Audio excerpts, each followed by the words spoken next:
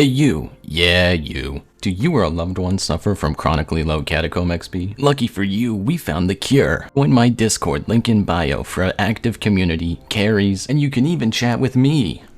If you want to do that. Anyway, time to get into the video. The date was September 28th, and Skyblock decided to do a slightly controversial update, with two notable changes. One locking the Flower of Truth behind a floor 6 completion, and the one that caused the biggest uproar was the JuJu Shortbow now needing Enderman Slayer 5. Both these changes made the market for these items absolutely crash, but you probably already know that. But let's not waste any time and get straight to unlocking it. To get to Enderman Slayer 5, you need a total of 5,000 Enderman XP, which is equivalent to 1,000 tier 1s or 200 tier 2s.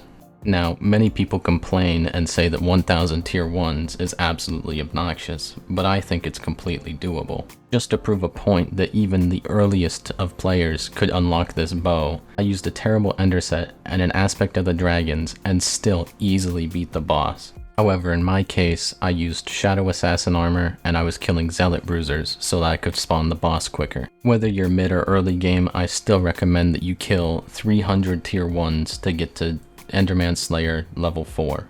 With my gear, I was completing a Slayer quest about every 45 seconds, and every now and then I had runs that were super quick, like this one. With this pace, it would take about 12 hours to make it to Enderman Slayer level 5. For you early game players, this is kind of the capping point. If you're early game, there's no possible way you're going to beat a tier 2. The boss is just far too strong. I couldn't even get past the hit stage in full Shadow Assassin. However, for the mid-game players, once you hit Enderman Slayer level 4, the grind becomes a lot more manageable. Alright, I think that was the last one.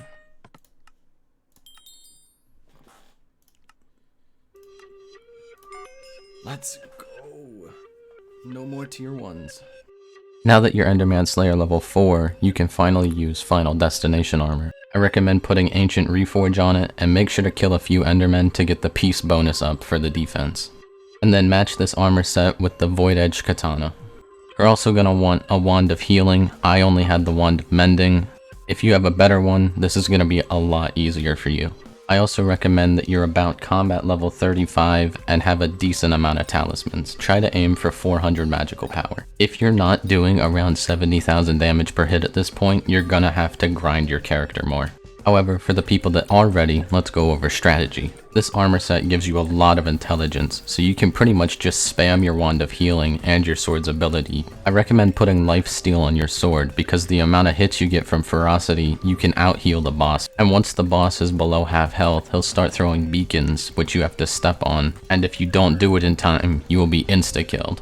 To help yourself out with this boss, make sure you're crouching to activate Soul Flow on your armor, and I recommend an Enderman pet to take less damage. Once you get the boss fight done the first time, it becomes pretty easy. I was able to get tier 2s done in about 2 minutes. Alright, I think that was the final one. Let's go!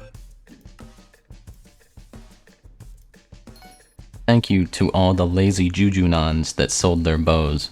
Paying 6 million coins is a lot better than 30 million. But seriously, this grind is super easy. I got it done in under 12 hours. And I recommend that everybody else does this as well. Bring the nons back. If you like guides like this that get straight to the point with no nonsense in between, make sure to like and subscribe.